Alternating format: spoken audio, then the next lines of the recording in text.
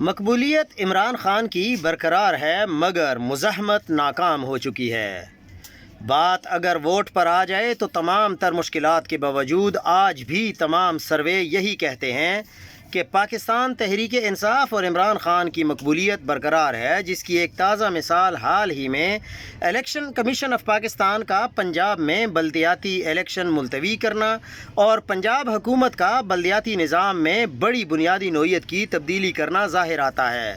بظاہر نہ P T I کو اور نہ ہی بانی پی ٹی آئی اور سابق وزیر اعظم کو کوئی ریلیف ملنے کا امکان نظر آتا ہے، جس کی ایک بڑی وجہ جہاں ریاستی دباؤ ہے تو دوسری طرف خود جماعت کی سیاسی حکمت عملی میں مسلسل ناکامی ہے۔